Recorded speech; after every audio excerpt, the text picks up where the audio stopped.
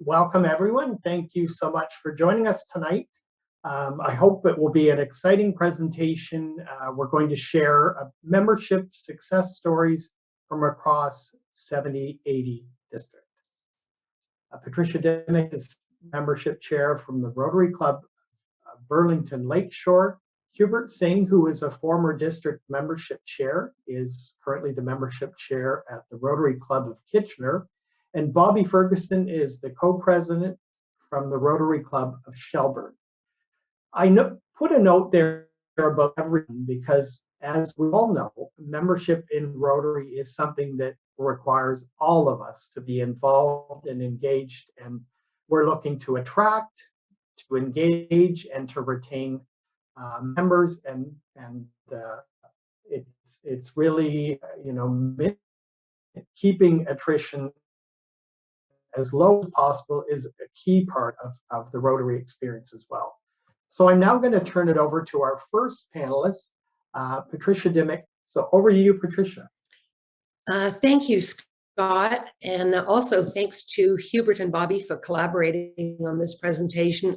I'm really pleased and honored to have been invited and give you my humble opinion on what it's taken to be a membership director at Burlington Lakeshore. Membership growth and stability in a club, I believe, depends on engagement. Engagement starts with the first conversation with a visitor or a prospective member and continues throughout every member's Rotary life. If one is not engaged, then attendance declines. Involvement in activities diminishes, and the club suffers through that apathy. So how do we achieve that vital engagement and those good conversations? I believe that because the membership director is the one who typically opens the door to a newcomer, the most vital role for a membership director is communication. All forms of communication, such as starting with the basics. I enjoy talking to people, in case you hadn't noticed, and sharing my knowledge and Rotary experience. So ideally, a membership chair should enjoy this aspect most importantly.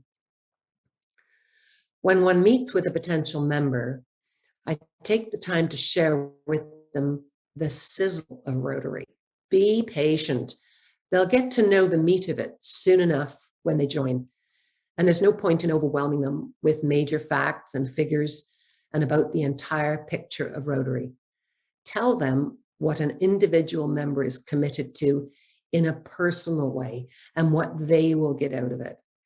And communicate clearly what the club expects of them when they join.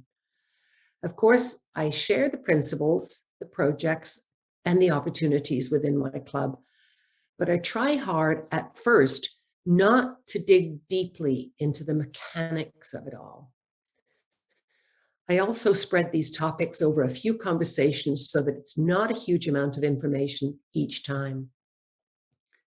Good communication, and I'm sorry if I'm stating the seemingly obvious, but not bombarding someone with everything all at once. Most importantly, we're not selling a short-term commitment here. So I get to know new people. I find out what are their interests, their profession, their family, and more.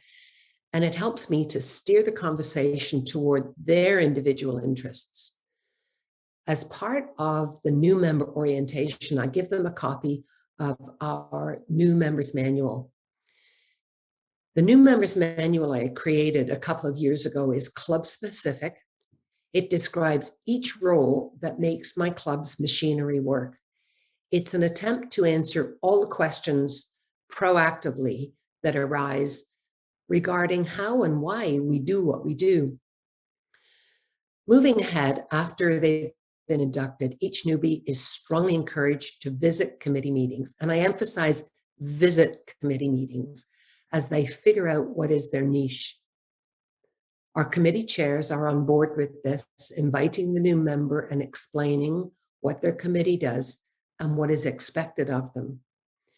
And I prefer that new members, I'm going to restate that, I prefer strongly that new members don't join a committee until they have visited a few. and then they find the one that gets them excited. Every one of our new members, those 10 that we inducted in a calendar year, are actively engaged on at least one committee. And I mean actively contributing and enjoying. They are engaged. I do not designate them onto a committee, and I know some clubs do that, but I need them to find a niche in which they are engaged. Again, remember, this is not a short-term commitment, and we don't want to lose someone because they don't enjoy their committee role, or it simply isn't what they thought it would be. I touch base regularly with all of our new folks, even if they have a mentor. I found that particularly during the lockdowns, that's crucial. When we gather for meetings as established Rotarians, let's say lunch, dinner, breakfast, we have those casual and very meaningful conversations around the mealtime that is a great exchange of information. It's not just social, it's exchanging information. And so as a somewhat of a substitute for that, I touch base regularly with our new people just to chat with them about what they might have seen on a Zoom meeting and maybe don't understand. As the membership director, I've created that initial relationship with people coming into the club, and that's built on trust and creativity so that each person knows there is a place for them. I'm relentless. I want to cultivate that continuity. And then I work myself out of a job as they get to know more Rotarians. This has been specific and very important during the lockdown as we miss those vital conversations around the lunch table and all that that leads to. I'm sure you can extrapolate the rest. Those conversations are so valuable. A small point here, new members are included in the duty roster right away. And although that can be a little bit intimidating, they know they have to do it. So they have to jump in and introduce a speaker or introduce guests and so on. Everyone is encouraged to participate in trainings such as Rotary Leadership Institute and club leadership training. I believe that increases everyone's awareness of Rotary as a whole, not just their own little pocket of local membership. The sessions are well run, they're fun, and the feedback is consistently positive. When new members are ready for more of the steak, they've gone beyond the sizzle, that greater knowledge is empowering if they go to a training session, particularly for newer members who can figure out where do they fit into the fabric of Rotary, and they enjoy the additional knowledge that they gain. That empowers them to take on roles in their club as a knowledgeable member. And I believe in that principle that any member, whatever the role, whatever their tenure as a Rotarian, to have that background knowledge of Rotary empowers them, gives them strength in stating their opinions. If they're sitting around a boardroom table, they need to be empowered. And those training sessions do that, and it moves them beyond the club. It may even lead them to serve in Rotary beyond the club. So in summary, I believe that communication for both prospectives and newbies and a reliable flow of information between the membership director and or one of the membership team is vital. That communication is our lifeblood. It's supportive and is the difference between success and failure. The encouragement fires up everyone's involvement and leads to great engagement.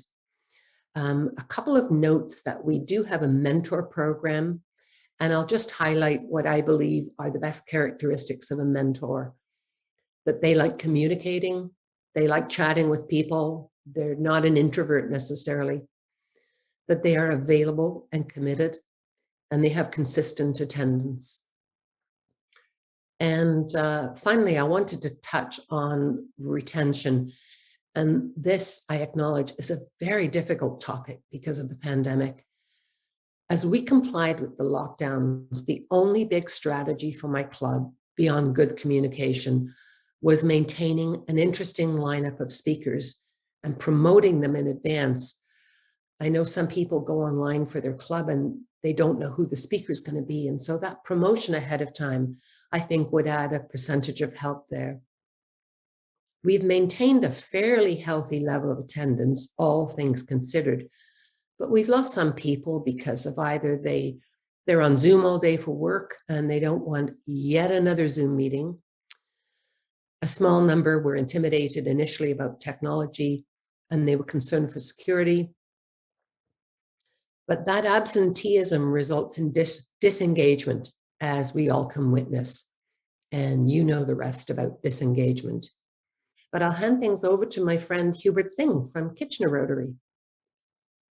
Thank you so much, Pat, for that wonderful message. We have had a tremendous amount of success in the last 3 years. We were at 43 members 3 years ago, and today I think we are around 56.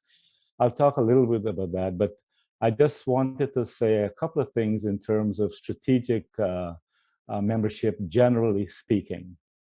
And I believe that membership is the fuel that drives the Rotary engine. And I believe that without membership, the club perished. This meeting tonight is an example of how we've all realized that membership is key. And when I speak of membership, I speak of membership in two areas, what we call attraction, or back in the old days, recruitment, and then engagement or retention. And this is pretty much a big key, as Pat has described. So the Rotary Club of Kitchener, 3 years ago, we were in trouble.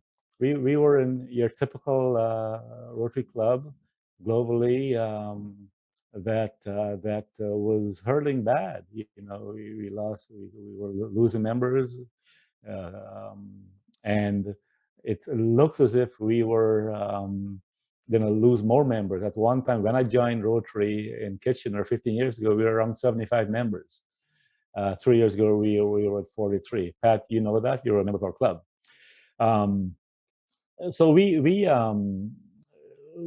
kind of got together as a group and say, we need to see what we need to do to turn this around.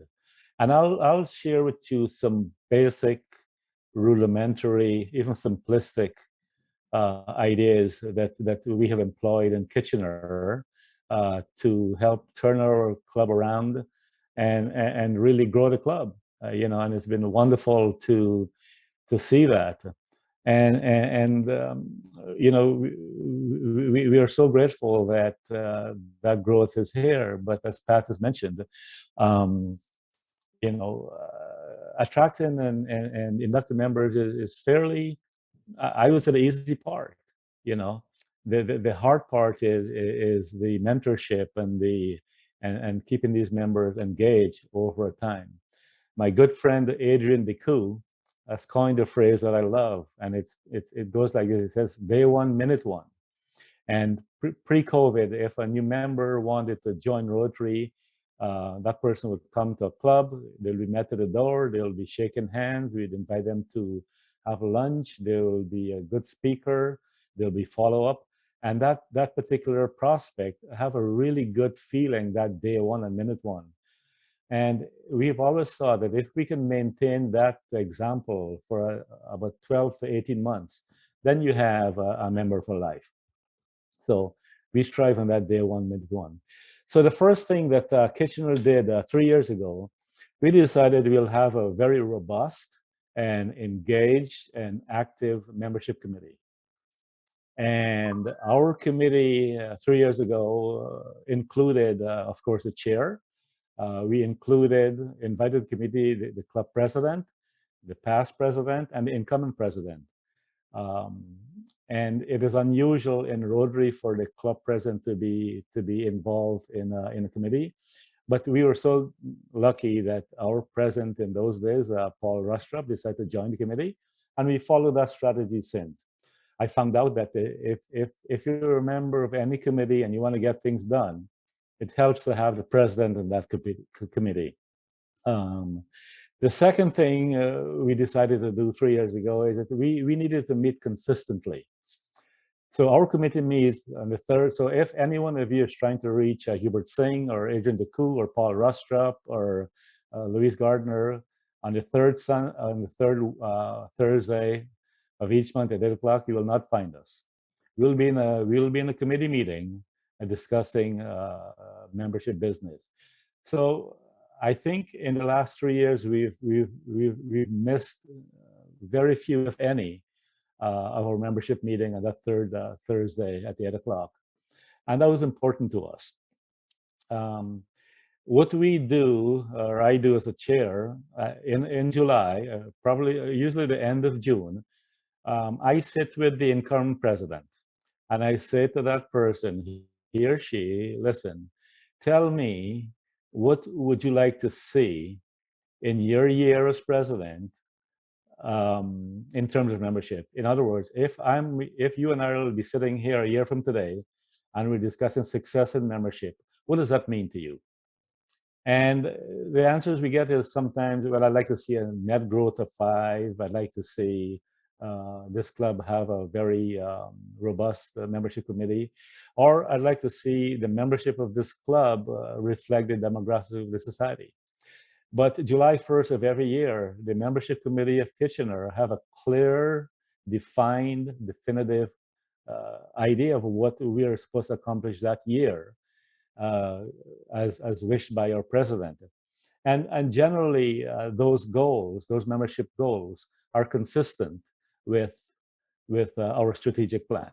It kind of parallels it. So we now have a robust committee. We meet regularly, and we now have a very definitive idea of what we want to accomplish in the coming year. Our membership meeting monthly it's very simple, and it's very straightforward, and it's just four or 5 items on that agenda. Okay, so the first thing on our agenda every Monday is we review a attendance report. I run an attendance report for the last 60 days. That attendance report shows us what every member attendance looks like in the last 60 days. And if we see any member, a long-term new member or newer member, slip in, that raises a red flag, and immediately we make an action plan to contact that particular member and find out what's going on. Folks, when someone leaves Rotary, it's not an overnight thing. It's for some reason unspecified, and they miss one meeting, and then another meeting, and another meeting, and over time they just kind of disappear, and we get a resignation letter. So we try to nip those type of things in the bud every month. The second thing we do, item number 2 on our agenda, we review our plan. We have a spreadsheet. We call it a prospective list, a list of prospect. It's a very simple spreadsheet. It's got a list of names divided into 4 categories: A, B, C, and D. And an individual who is A on that list, that's an individual who has decided to join Rotary. They've sent their information in. They've been approved by the board, and we were waiting for induction. We like the A's. Then on that sheet, there's the B's. The B's are those people who have decided to join Rotary, but they're sending their papers in, and they're waiting for board approval. We like A's and B's. The C's are members, people who are actually interested in Rotary. They're asking questions. They're investigating Rotary, and they're going through the process. So for me, and away to go. And then we have the D's. The D's are any member of the committee, potential members, either an RI lead or a referral from a member who we believe we should approach for membership, and that's it. We review that list, and I try to tell people, membership is like a pipe.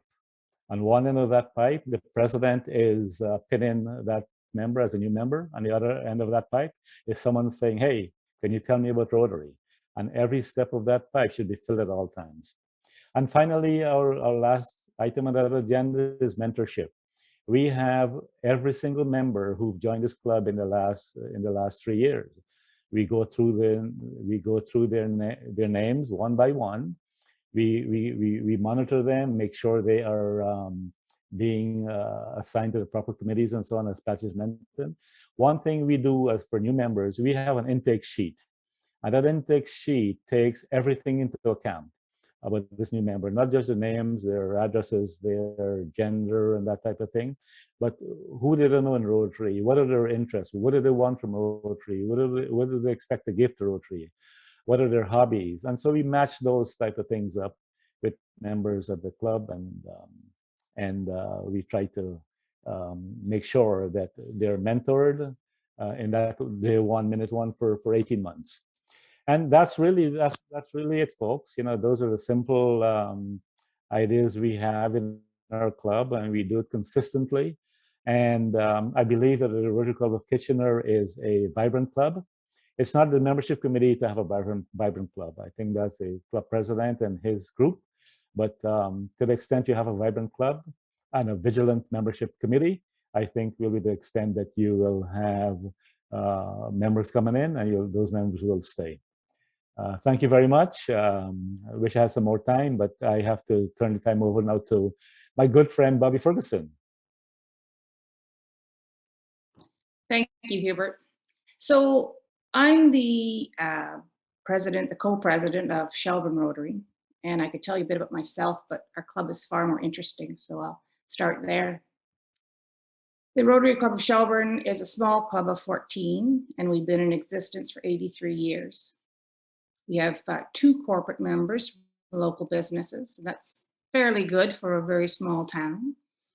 70% of our members are female, and we range in age from 20 to 60. And we've been very fortunate to have 4 new members join us over the past 18 months. Our club has been the recipient of the New Member Retention Award for the last 2 years, and I know attracting members and retaining them kind of goes hand in hand, because obviously the more members you have and the happy members, they'll attract more new members. So how do we retain and attract new members in Shelburne? It's not really anything technical, but it's there's a series of small things that Shelburne Rotary does that seems to be working. So as I said before, we're a small group, so there isn't really a membership chair. So I guess by osmosis, that's the president. We don't really have one member. We have 14 membership chairs. So all our members are encouraged to promote to potential new members.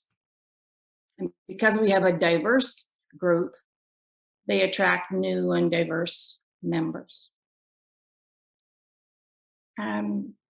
So what we do first, if someone is interested, we have a casual meeting with them.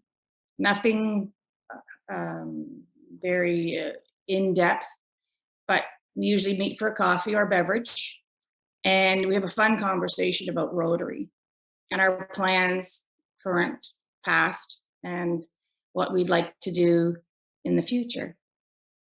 It's more of a soft sell than with no pressure. And we often ask them to join us for a few meetings and events before they can make their decision, just to make sure. We let them know what is involved, that there are dues and what is expected of them. But as Patricia said, nothing too high end. Another thing that Rotary does well, Shelburne Rotary does well, is we're very visible in our community. We're often out working, having fun within our community. We often frequent the different restaurants that we have, and we could be a bit loud at times, and we do attract attention. And that encourages new members. And whenever we are out in the public, we always encourage our members to wear Rotary branded clothing.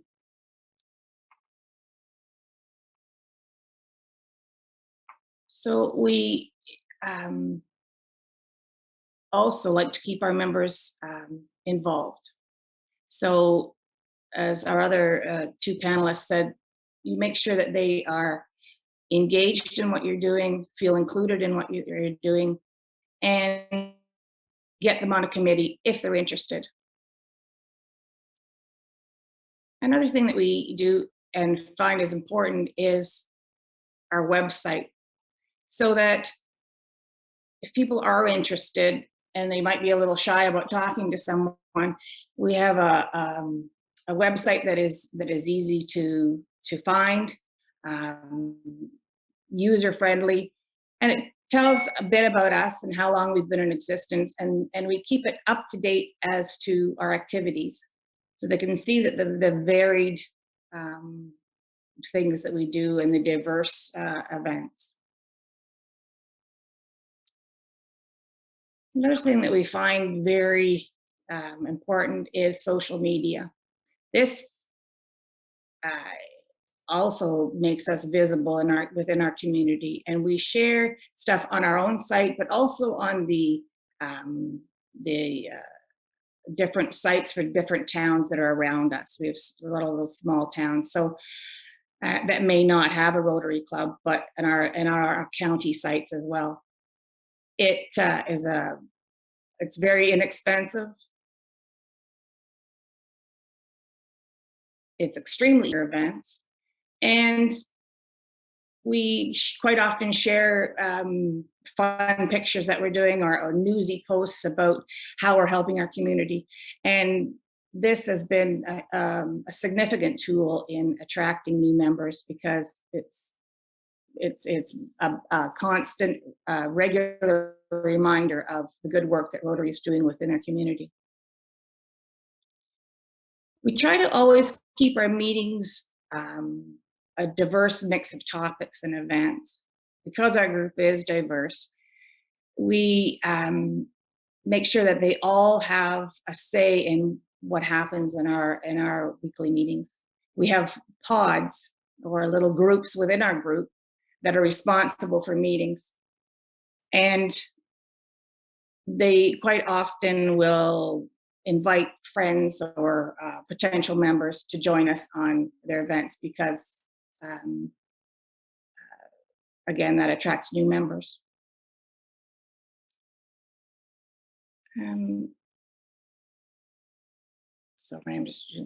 So we are very active in our community, as I said, and one of the ways we do this is by partnering with other groups in our community. We make a conscious effort to partner with local businesses and organizations, and even our local government, on events and fundraisers. And that not only enables us to carry out significantly larger events, because we are a small group, but it creates goodwill in the community, and in turn attracts new members from these organizations, businesses. A couple of examples are, we started a Feed It Forward program with 10 of our local restaurants. That helped them through some difficult COVID times, because we purchased meals for those in need within the restaurant. And we partner annually with the Economic Development Committee in our town to hold an annual golf tournament as a fundraiser. So these groups come to us when they need help with something as well. So Rotary is usually the one that they go to, because we do work with different groups within our town. Zoom has been also instrumental in, I guess, keeping members. It's been easy to join, although I know a lot of people don't enjoy Zoom. It's been quite good for our group, because it's a bedroom community in Shelburne, and people do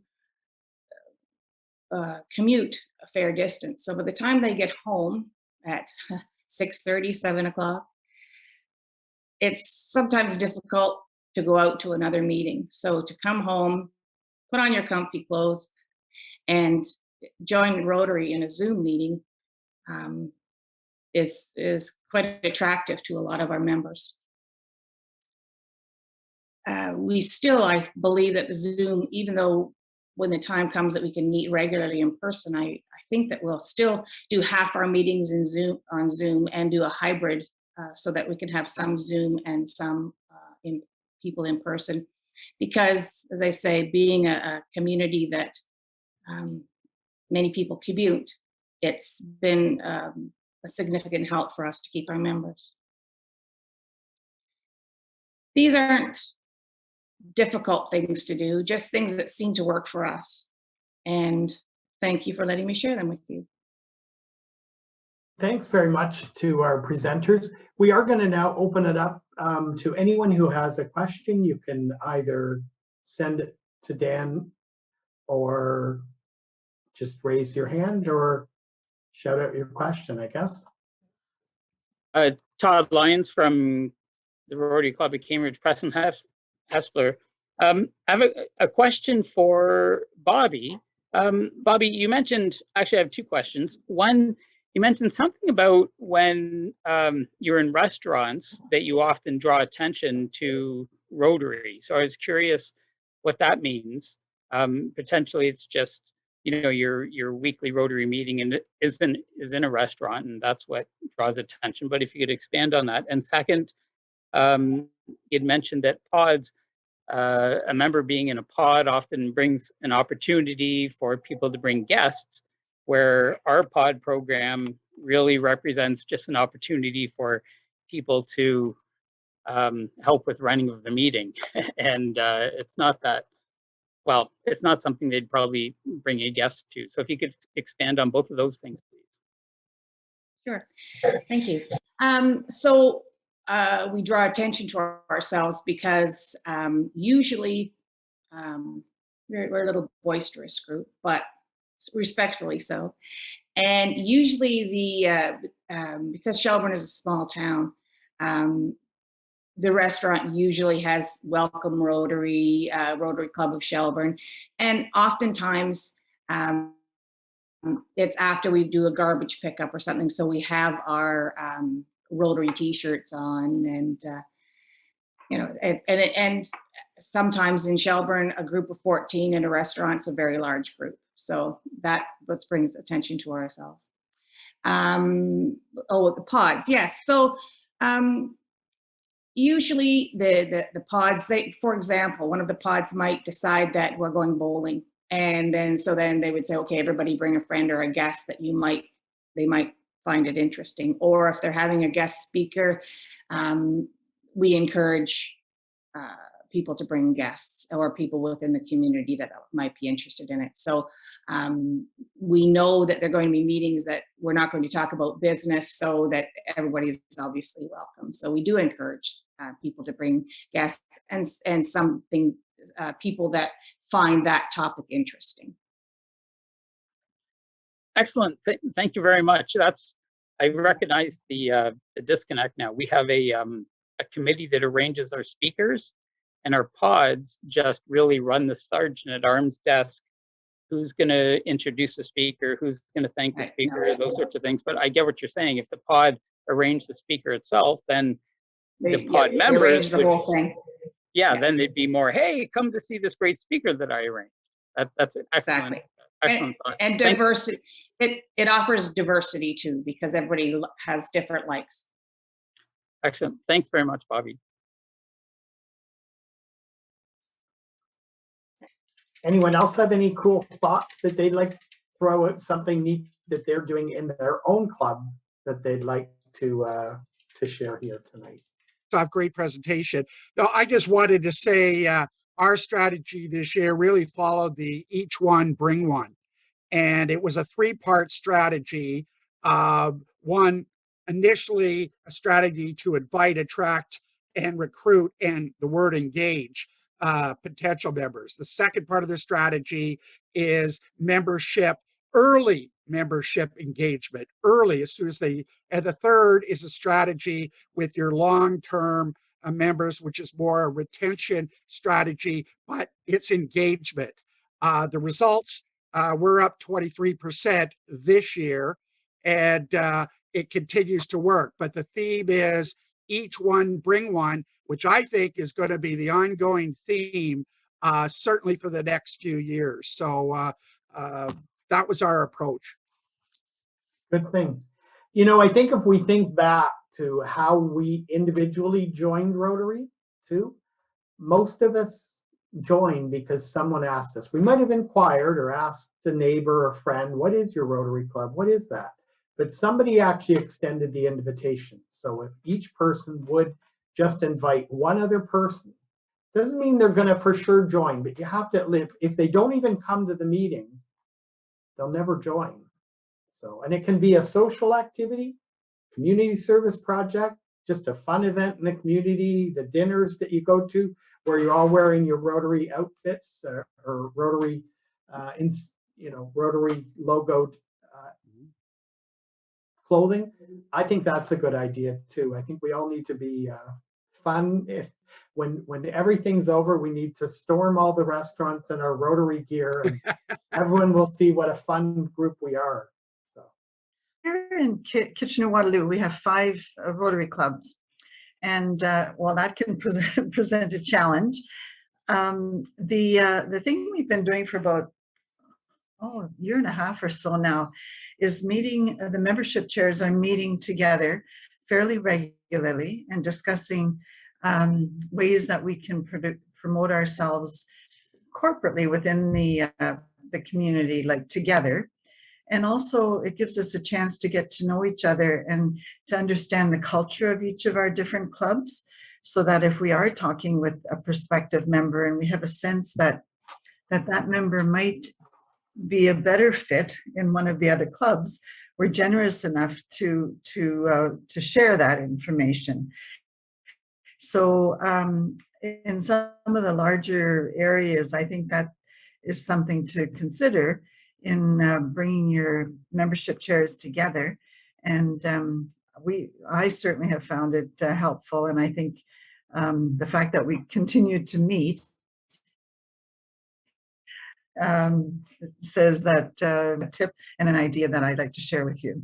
I just want to also mention that those exit interviews are very, very critical and important, because a lot of times when a member is leaving a club, then they're more open to say what the issues really are. And clubs can, including our own, can really learn from those interviews, because we get insight that normally we would not while these people are members of the club. So I'd encourage all membership directors to hold those interviews if possible. And I'm just going to share a note. I just see something. Don McGinnis is the president-elect of the Kapuskasing Rotary Club, and their club has gone from 19 to 31 during COVID. That club's on fire, it says. So that might be one we want to check out, and congratulations to them, and great inspiration for us all. So, well, I guess if there are no further questions or comments, I want to thank our wonderful panelists for sharing their ideas, and thank the membership committee and all of you for your efforts trying to attract individuals to our clubs and ensure that they have a wonderful Rotary experience. So